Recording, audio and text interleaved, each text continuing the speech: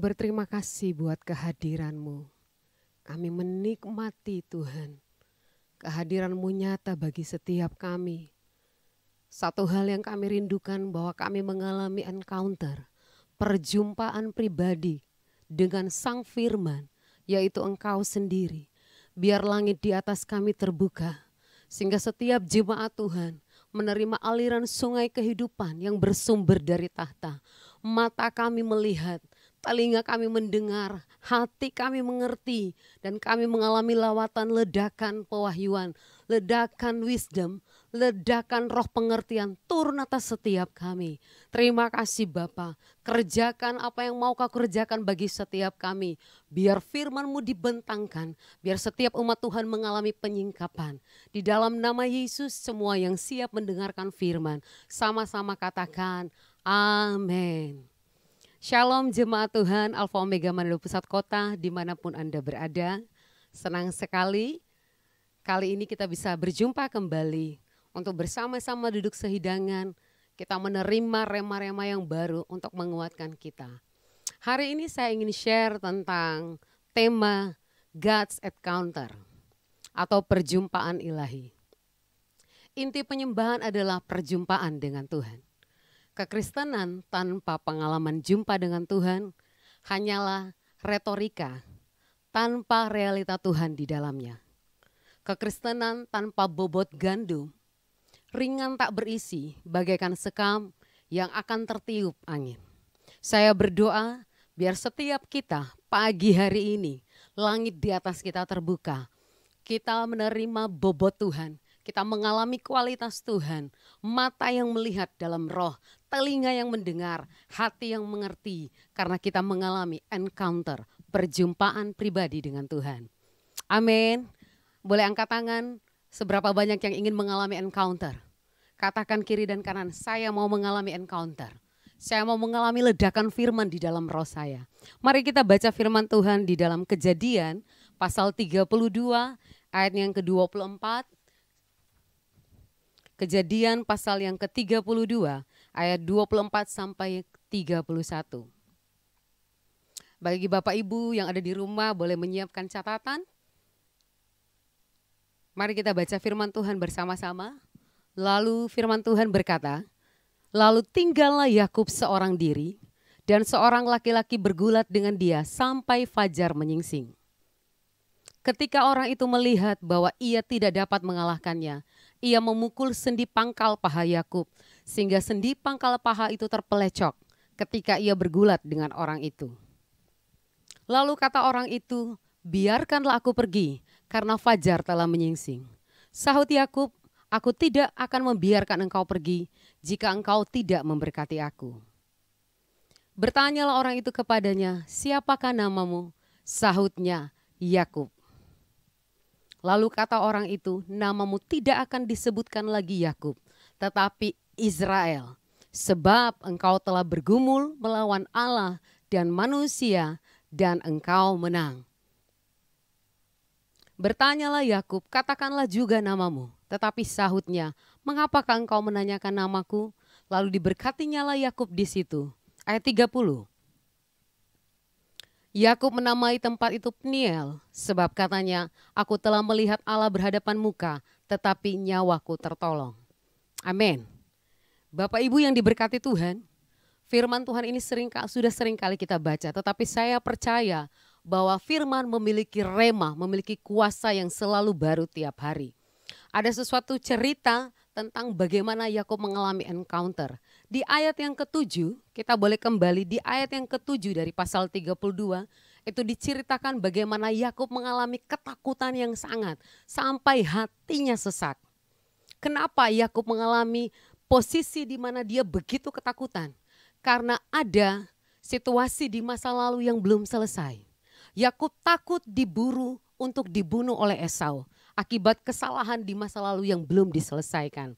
Oleh sebab itu mari hari ini kita akan kembali mundur ke belakang untuk melihat ada kisah yang terjadi di Kejadian pasal 25. Ada transaksi yang terjadi di dapur. Katakan transaksi di dapur.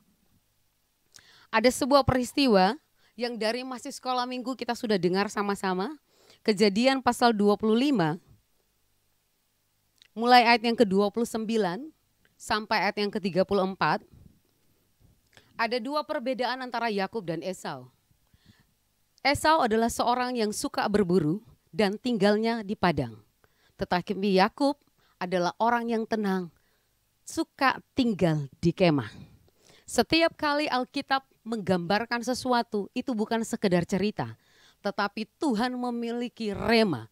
Tuhan memiliki power dari setiap cerita-cerita. Ada sesuatu misteri, ada sesuatu rahasia yang kalau engkau mengalami penyingkapan firman, maka engkau akan mengerti apa yang Tuhan maksudkan, apa yang Tuhan tuliskan.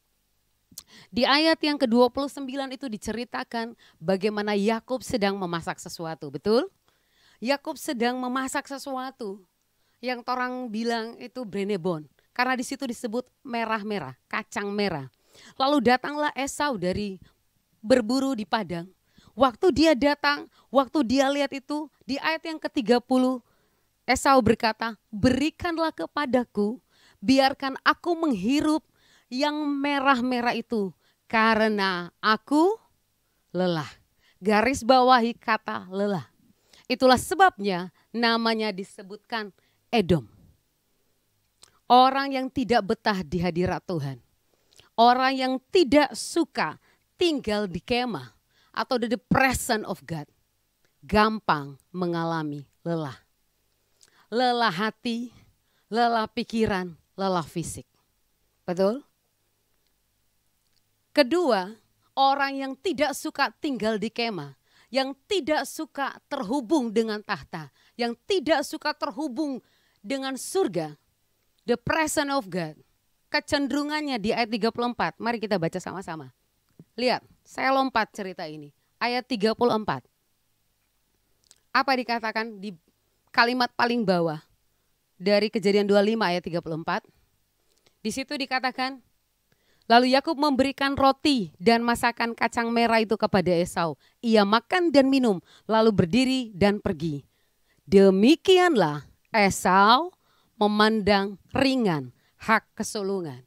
Dalam terjemahan yang lain, kata memandang ringan, despesit, itu artinya memandang rendah, memandang hina. Orang yang tidak suka terhubung dengan dimensi tahta, yang tidak betah di hadirat Tuhan. Dia memiliki kecenderungan yang kedua, memandang ringan hal-hal rohani. Ini adalah virus yang sedang terjadi, yang dilepaskan dari alam maut kepada gereja. Aktivitas tidak membuat engkau tiba-tiba jadi kudus. Aktivitas rohani nggak bisa membuat engkau tiba-tiba terlihat benar. Tetapi yang tetap terhubung dengan firman, yang tetap terhubung dengan dimensi tahta, engkau akan mengalami restorasi, engkau akan mengalami transformasi. Berapa banyak hidup kita, orang-orang di sekitar kita yang karena hobi. Lihat hobi Esau apa? Berburu. Hobi lebih penting daripada bersekutu dengan Tuhan.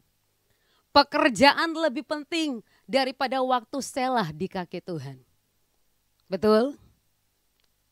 Apakah firman sedang berbicara kepada saya hari ini? Oh, surga sedang menyelidiki.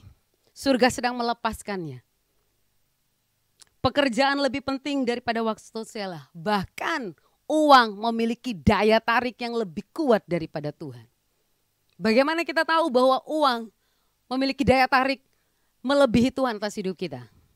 Untuk mendapatkan uang, engkau rela habis-habisan. Tapi untuk Tuhan engkau hitung-hitungan.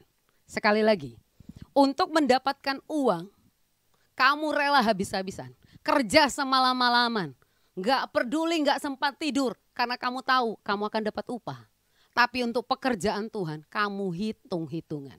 Itu tandanya uang memiliki daya tarik lebih dalam hidupmu. Saya berdoa hari ini, biar engkau mengalami penyingkapan firman. Dan engkau mengalami encounter dengan Tuhan. Sehingga sesuatu yang tidak benar itu diubahkan Tuhan dalam hidupmu. Katakan amin. Ada transaksi di dapur. Ketika Esau berkata kepada Yakub, berikan. Maka ketika Yakub memberikan itu dengan perjanjian, kalau saya kasih kacang merah, maka kamu jual hak kesulunganmu. Buat surga sah. Transaksi di dapur itu dihitung surga sebagai sesuatu yang sah. Maka sejak hari itu dari surga Yakub sah menerima hak kesulungan. Momen yang kedua ketika Ishak memberkati Yakub. Sekalipun melalui fase ditipu oleh Yakub. Waktu Ishak mendoakan Yakub, meterai yang kedua turun atas Yakub. Bahwa Yakub menerima berkat kesulungan. Hak kesulungan sudah dia terima, berkat kesulungan sudah dia terima. Tetapi Yakub belum bisa menikmati, Yakub belum bisa mengalami hak kesulungan karena ada internal konflik. Yakub lari ke Laban. Karena apa? Ketakutan. Makanya Tuhan harus menggiring Yakub sampai di titik di mana dia sendiri kembali kepada Kejadian 32. Saya percaya tidak ada yang kebetulan. Kalau Tuhan berurusan dengan seseorang, Tuhan mau selesai. Tuhan memanggil kita serius, dia nggak main-main. Kalau dia berurusan dengan hidupmu, dia nggak pernah lupa. Karena firman Tuhan berkata 1 hari manusia 1000 tahun. Allah. Jadi kalau dia pernah berkata kepadamu, aku mau memakai engkau 10 tahun lalu. Itu belum sampai 1 hari di hadapan Tuhan. Dan dia selalu serius membawa engkau sampai ke destinimu. Yang percaya katakan, amin. Kejadian 32 yang kita baca di awal tadi. Ayat 24 dikatakan Yakub sendiri. Ada hal-hal, ada sebuah perjalanan dalam hidup ini di mana engkau akan mengalami masa sendiri, engkau tidak bisa diwakili. Sekali lagi, sendiri gak bisa diwakili. Apa yang masih kau bawa dalam hidupmu yang tidak sesuai dengan produk surga. Ketakutan bukan produk surga. Ketakutan bukan dimensi kerajaan Allah. Ketakutan bukan dimensi Sion. Yakub harus dikerat dari ketakutan. Supaya dia menerima Prince of God. Dia menerima berkat kesulungan. Dia menerima berkat atas bangsa-bangsa. Ketika di Sungai Yabok, Yakub sendiri, maka Alkitab mencatat dia bergumul melawan Allah dan manusia dan menang. Berapa banyak engkau hari ini yang sedang mengalami fase sendiri. Engkau merasa Tuhan semua nubuatan saya terima. Semua yang dikatakan firman saya aminkan. Tetapi kenapa sampai hari ini sepertinya ketakutan itu makin menjadi. Ada waktu di mana engkau harus mengalami encounter dengan Tuhan. Tidak ada yang lain, tidak bisa diwakili. Engkau dan Tuhan.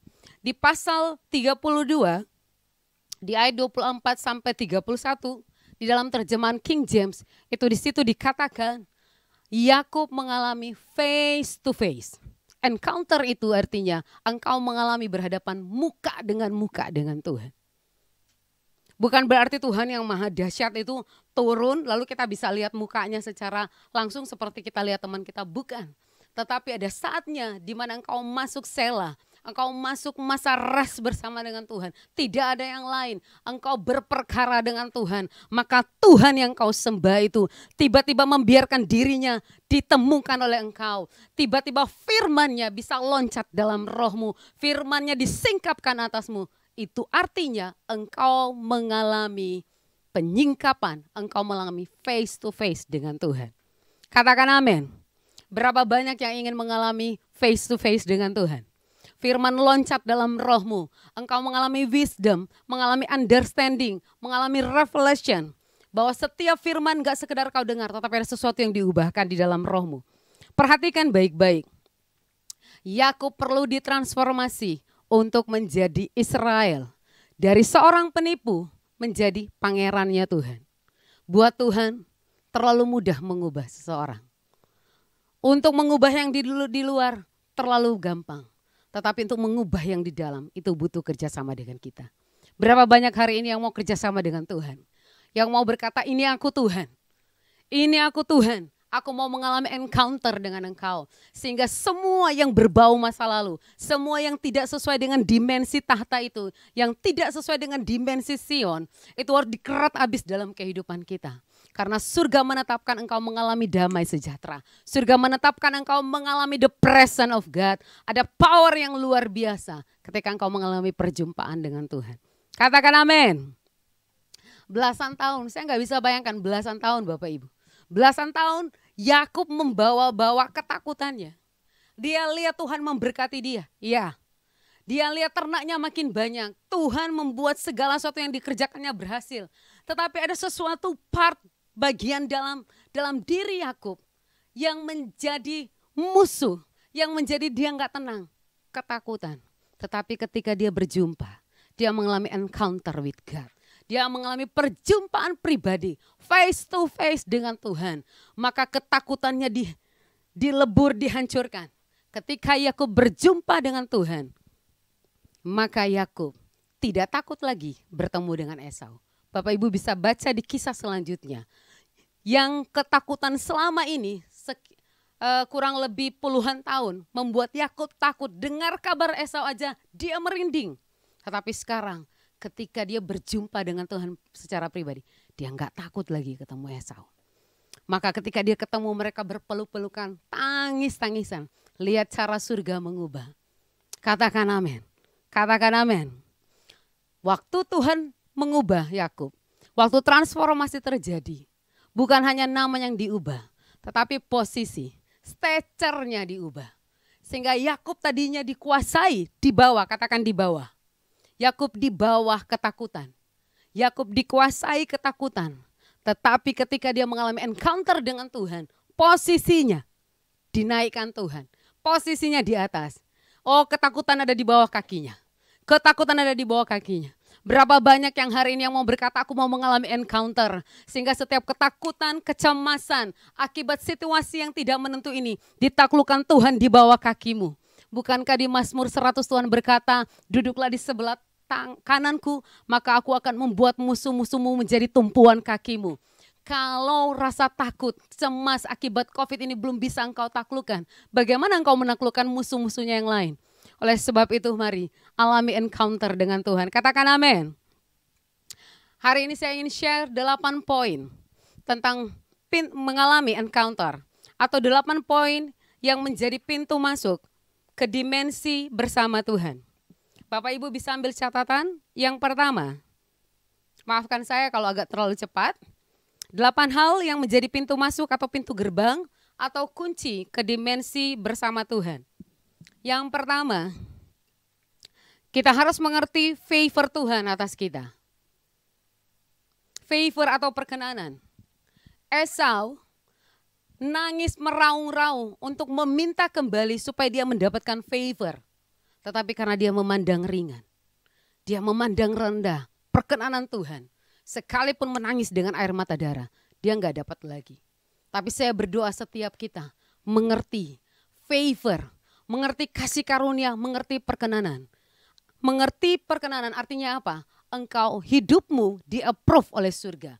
Cara hidupmu disetujui surga. Surga memberi label yes kepadamu sehingga engkau menerima perkenanan. Katakan amin. Orang yang mengalami favor dalam hidupnya, orang itu bebas internal konflik. Apa itu internal konflik? Sesuatu yang di dalam yang mengasih menggerotimu seperti Yakub. Kepahitan, sakit hati, itu adalah internal konflik. Tuhan mau bawa engkau mengalami hati tanpa tuduhan. Kita baca 1 Yohanes 3 ayat 20-21. Bapak Ibu manusia roh kita itu ada 3. Ada hati nurani, ada komunion atau persekutuan, baru ada intuisi. Amsal 20-27 berkata, roh manusia adalah pelita Tuhan. Apinya itu Tuhan yang menyelidiki seluruh batin. Jadi saat engkau ketemu Tuhan secara pribadi, tiba-tiba hati nurani itu akan berbicara kepadamu. Kalau engkau tidak dituduh oleh hati nuranimu, maka kita mempunyai keberanian untuk mendekat kepada tahta kasih karunia, kata Tuhan. Tetapi kalau hati nuranimu, kalau engkau dituduh oleh hati nuranimu, bereskan. Contoh, saya melayani. Ketika saya melayani, saya mau kata, Bapak Ibu mengasihi Tuhan, Bapak Ibu harus mengampuni. Tiba-tiba di dalam roh saya, di dalam manusia roh saya, hati nurani saya bicara, Ita kamu tadi lagi benci orang, kamu lagi benci suamimu, kamu lagi marah sama suami. Itu tuduhan. Itu membuat saya gak bisa naik di level yang lebih tinggi lagi. Kenapa orang-orang tidak mengalami favor, tidak mengalami encounter dengan Tuhan yang lebih ke dimensi yang lebih tinggi? Karena hati nuraninya masih menuduh. 1 Yohanes 3 ayat 20-21 kita baca. 1 Yohanes 3 ayat 20-21. Sebab jika kita dituduh olehnya, oleh siapa? Hati nurani. Allah adalah lebih besar daripada hati kita, serta mengetahui segala sesuatu. Kalau hari ini firman dilepaskan atasmu, hati nuranimu menuduh engkau, itu adalah alarm dari Tuhan. Bereskan. Kalau engkau abaikan, engkau akan mengalami hati nurani yang tumpul. Tetapi saya berdoa setiap kita, ketika firman Tuhan datang, ketika hati nurani kita menuduh kita, mengingatkan kita, bukankah Roh Kudus, Dia mengingatkan kita akan kesalahan kita.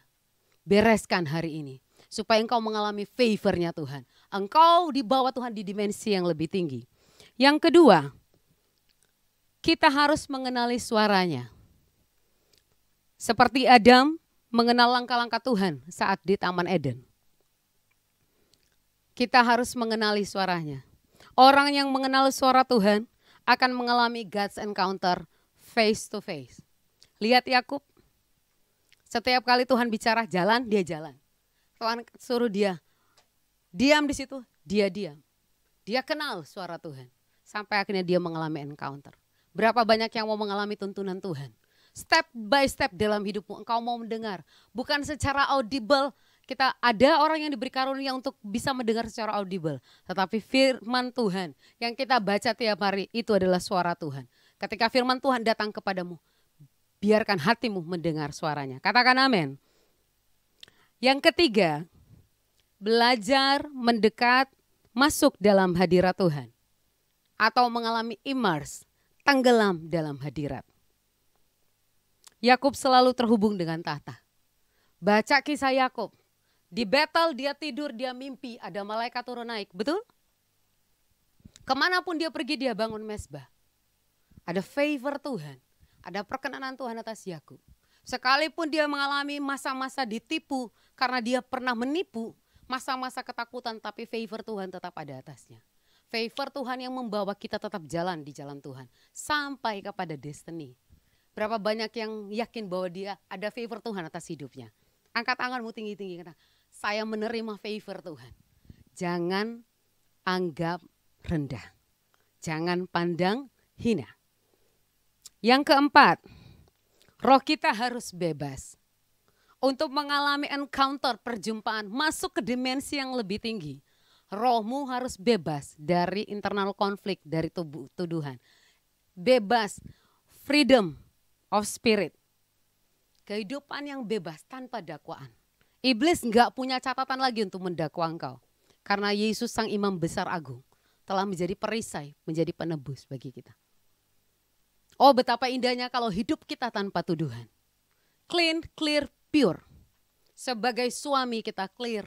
Sebagai istri kita clear. Sebagai anak-anak engkau clear di hadapan Tuhan. Maka engkau akan mengalami encounter Tuhan yang lebih dahsyat lagi. Contoh Daud ketika dia mengalami Siklag terbakar. Dalam tekanan yang begitu berat. Di situ dikatakan maka Daud menguatkan hatinya. Hati yaitu roh.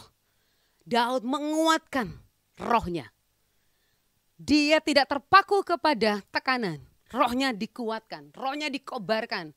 Sehingga apa? Daud bisa mengejar. Bukan cuma mengejar, dia bisa mengalahkan, dia bisa merampas, membebaskan para tawanan. Dan dia mengalami kemenangan. Saya tahu ada banyak situasi sulit di luar sana. Tetapi pastikan rohmu kuat. Engkau kuatkan hatimu. Daud menguatkan kepercayaannya kepada Tuhan. Arahkan pandanganmu kepada Dia. Lihat Tuhanmu yang lebih besar dari segala situasi. Bukankah Dia berkata, bumi adalah tumpuan kakiku. Bayangkan Tuhanmu yang begitu dahsyat, yang begitu besar. Bahwa semua yang berasal dari bumi itu ada di bawah kakinya. Ditaklukkan oleh Dia. Dan kalau engkau hidup bergaul dengan Tuhan, engkau akan menerima roh penakluk itu. Yang mau menerima roh penakluk katakan amin.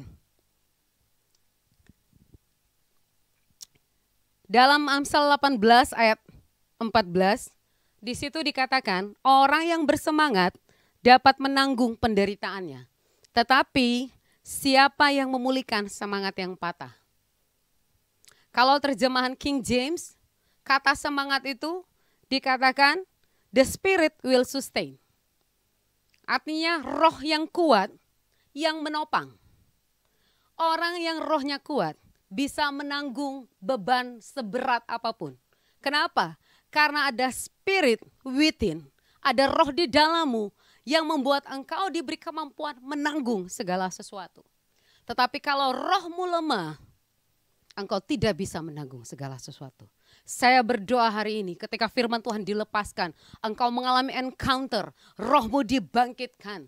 Seperti Yakub ketika mengalami encounter, maka ketakutan dibawa telapak kakinya. Dia nggak takut lagi ketemu Esau. Apa yang kau takuti hari-hari ini? Apa yang kau cemaskan hari ini? Katakan semua ketakutan, katakan bersama-sama dengan saya. Semua ketakutan, semua kecemasan dibawa telapak kaki saya. Kenapa? Karena saya mengalami encounter, saya mengalami favor Tuhan. Dan saya diangkat Tuhan naik dan tidak pernah turun. Katakan amin. Yang kelima, mendekati Tuhan dengan cara yang Tuhan inginkan. Yang kelima, kita harus mendekat kepada Tuhan dengan cara yang Tuhan inginkan. Bapak Ibu, Tuhan kita punya pola. Kerajaan Allah itu punya pola. Enggak sembarang. Untuk definisi penyembahan Bapak Ibu bisa lihat bahwa di mana-mana orang mau menyembah, seperti sekarang bukan rahasia umum lagi, orang-orang yang menyembah berhala yang harus ke gunung ini dan ke gunung itu apa yang disuruh si dukun itu bawa, dia akan berusaha untuk dapatkan. Setan gak peduli dengan penyembahnya. Setan peduli dengan penyembahan. Apa yang disodorkan itu yang menyukakan Tuhan. Tetapi beda dengan Tuhan kita. Yang Tuhan pedulikan adalah kita sebagai penyembah. Oleh sebab itu cara kita menyembah pastikan sesuai apa yang Tuhan mau, bukan apa yang kita mau. Contoh Habel dan Kain. Waktu mereka mempersembahkan persembahan, korban bakaran kepada Tuhan. Kain datang dengan persembahan suka-sukanya dia. Yang Tuhan suka adalah lemak. Lemak anak domba. Tetapi Kain mencoba menukar persembahannya dengan buah-buahan hasil panen, hasil pertanian yang dia punya. Makanya hanya persembahan Habel yang diindahkan Tuhan. Tetapi persembahan Kain tidak diterima oleh Tuhan. Jangan sampai apapun yang kita lakukan tidak diterima oleh Tuhan. Karena apa yang kita bawa berdasarkan mau kita, bukan maunya Tuhan. Saya berdoa buat setiap kita, biar kita menerima kepekaan, mengenali suaranya, mengenali keinginan Dia, selera Tuhan seperti apa. Kita hidup bukan karena apa yang kita mau, tapi kita hidup berdasarkan apa yang Tuhan mau. Katakan amin. Kekristenan kita bukan teori lagi, tetapi experience. Ini waktunya di mana gereja bangkit. Orang-orang yang hanya berjalan dengan teori. Orang-orang yang hanya menghidupi teori. Di dalam nama Yesus berhenti. Tetapi ini saatnya gereja Tuhan adalah gereja yang berjalan dengan pengertian. Orang-orang yang mengalami ginosko. Apa itu ginosko? Pengenalan akan Tuhan lewat pengalaman. Bukan kita hanya mendengar si A, mendengar si B. Tetapi engkau mengalami secara pribadi. Di mana Tuhan yang dahsyat itu menjadi realita dalam hidupmu. Berhenti kekristenan yang hanya teori. Bahkan dari mimbar-mimbar. Bukan teori yang kita ajarkan. Tetapi pengalamanmu dengan Tuhan. Pengalamanmu dengan Tuhan yang engkau bagikan. Sehingga itu akan menghasilkan kehidupan. Katakan amin. Mazmur 100 ayat 2, gak perlu dibuka. Itu adalah syarat ibadah yang Tuhan mau. Itu lagu yang sudah lama. Masuk pintu gerbangnya dengan hati bersyukur. Bawa persembahannya dengan puji-pujian. Sekarang saya mau tanya, berapa banyak yang ikut ibadah hari ini hatimu galau? Berapa banyak kamu datang Tuhan dengan kegalauan? Tuhan katakan, datang kepadaku dengan pujian syukur. Datang kepadaku dengan sukacita. Bawa persembahanmu, maka engkau akan mengalami ledakan puji-pujian. Kau akan mengalami ledakan sorak-sorai. Kalau kamu datang ketemu dengan penciptamu dengan puji-pujian, dengan ucapan syukur. Artinya apa? Dia jauh lebih penting dari masalahmu. Dia jauh lebih penting dari beban yang kau punya. Dia jauh lebih penting. Dia layak untuk ditinggikan. Dia layak untuk dimuliakan. Maka apapun yang sedang merintangi saya akan tanggalkan. Kenapa? Karena saya mau ketemu dengan pencipta saya. Saya mau ketemu dengan Tuhan saya. Saya harus membawa korban syukur. Maka engkau akan mengalami ledakan sukacita. Engkau akan mengalami sorak-sorai di dalam hidupmu. Amin. Saya berdoa cara ibadah kita berbeda. Mulai hari ini setiap kali kita ketemu dengan Tuhan, kita enggak bawa masalah. Tetapi kita membawa ucapan syukur ke hadapannya. Bukankah dia mengetahui masalah kita? Biarkan Tuhan lakukan bagiannya. Yang keenam, perjumpaan dengan Tuhan tujuannya mengubah atau mentransformasi hidup kita. Lihat, Yakub bergumul dengan Allah. Tujuannya apa? Saya mau bilang Bapak Ibu, sebenarnya masuk akal enggak? Yakub bisa mengalahkan Allah. Masuk akal enggak? Allah yang besar, yang strong itu dikalahkan. Enggak mungkin. Tetapi ada way, ada jalan Tuhan. Bukan itu tujuannya. Untuk mentransformasi Yakub. Sehingga Yakub yang dari penipu itu menjadi pangeran Allah. Katakan amin. Biar setiap kita yang mengalami perjumpaan dengan Tuhan pagi hari ini, engkau mengalami transformasi. Saya yang dulunya suka marah-marah, yang dulunya suka meraju, tetapi ketika saya berjumpa dengan Tuhan secara pribadi, setiap hari Tuhan mulai mengubah hidup saya. Tuhan mulai mengubah hidup saya. Saya enggak suka lagi dengan hal-hal yang demikian. Saya mulai dibaharui dari hari ke hari. Kenapa? Karena setiap encounter, perjumpaan akan menghasilkan perubahan. Yang ketujuh, perjumpaan dengan Tuhan membuat tujuan Tuhan makin jelas. Perjumpaan dengan Tuhan membuat tujuan Tuhan dalam hidup kita clear, jelas. Satu kali di dalam Mazmur 73, Bapak Ibu bisa baca di rumah. Mazmur 73 ayat 11 sampai 17 itu diceritakan bagaimana Asaf hampir tergelincir. Kenapa? Karena dia melihat keberhasilan orang fasik. Di ayat yang ke-11 dia katakan, sia-sia aku menjaga hati yang bersih. Bayangkan seorang Asaf, seorang pemazmur, seorang pemimpin biduan, bisa mengambil kesimpulan, sia-sia aku menjaga hati yang bersih. Sia-sia aku setia. Kenapa? Mereka yang tidak setia, mereka yang melakukan kecurangan, mereka gemuk dan segar. Mereka diberkati, tetapi aku tiap hari kena tulah. Berapa banyak di antara kita yang berpikir seperti Asaf. Aku berpikir jangan-jangan Tuhan curang. Kenapa makin saya setia, hidup saya makin sulit. Tetapi di ayat 17 dikatakan sampai ia masuk ke tempat kudus Allah. Bapak Ibu bisa baca di rumah. Mazmur 73 ayat 17. Sampai setelah dia mulai melihat, memperhatikan keberhasilan orang fasik, dia mulai bicara dalam hati. Aduh Tuhan, sia-sia. Kenapa mereka lebih diberkati daripada saya? Kenapa dan kenapa? Lalu tiba-tiba dikatakan sampai ia masuk ke tempat kudus Allah. Mata dari Asaf terbuka. Dia katakan, oh sekarang saya mengerti. Ternyata orang fasik dipersiapkan untuk dibinasakan. Mereka ditaruh Tuhan di tempat licin supaya tujuannya binasa. Ketika engkau mengalami encounter dengan Tuhan, perjumpaan pribadi dengan Tuhan, semua pertanyaanmu, semua yang kau rasa kenapa Tuhan, akan menjadi clear dalam hidupmu. Engkau akan melihat tujuan Tuhan lebih jelas lagi. Engkau akan sangat-sangat berterima kasih dengan posisimu hari ini. Kau akan bersyukur, menikmati apa yang Tuhan izinkan engkau alami. Karena engkau tahu ada agenda Tuhan dalam hidupmu. Ada agenda surga dalam hidupmu. Apapun yang kau alami hari ini, agenda surga bekerja sama dengan engkau untuk membawa engkau kepada destinimu. Karena Roma 8 ayat 28 berkata, Allah turut bekerja bersama untuk mendatangkan kebaikan bagi mereka yang mengasihi Tuhan. Angkat tanganmu, berapa banyak yang mengasihi Tuhan? Katakan, saya mengasihi Tuhan.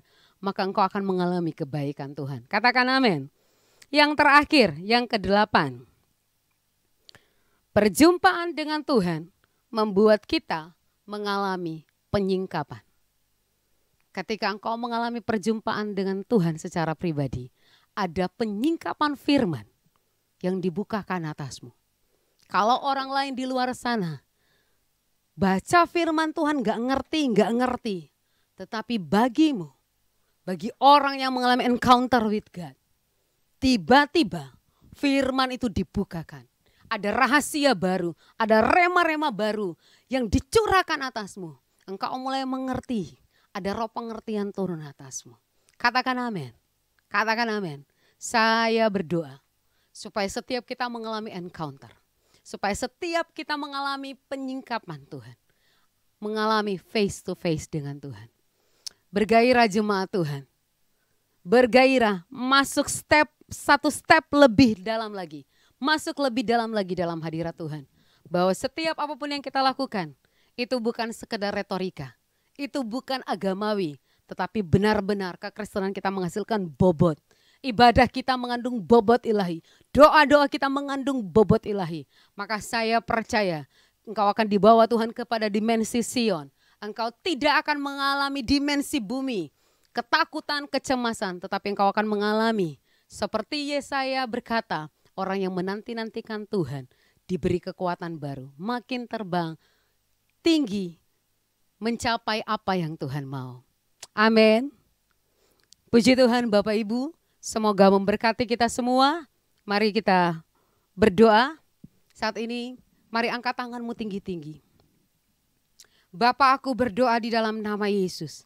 Firman sudah dilepaskan. Dan aku percaya Tuhan, biar semua jemaat Tuhan yang mendengar firman ini, firman akan mengerjakan bagiannya. Dia tidak akan kembali dengan percuma. Tetapi setiap jemaat Tuhan akan mengalami encounter dimanapun mereka pergi dan berada. Di rumah mereka, di perjalanan mereka, di kamar-kamar mereka. Engkau Tuhan akan membiarkan dirimu ditemui oleh mereka. Sehingga Bapa, aku percaya ada kapasitas ilahi, ada dimensi ilahi yang dibukakan, yang dialami oleh setiap kami yang rindu akan Engkau. Terima kasih Tuhan. Di dalam nama Yesus kami bersyukur. Haleluya. Amin. Puji Tuhan Bapak Ibu. Saatnya kita akan ikuti Church Update. Informasi pelayanan Om PK berikut ini sambil saudara mempersiapkan persembahan dan nanti akan didoakan. Tuhan Yesus memberkati.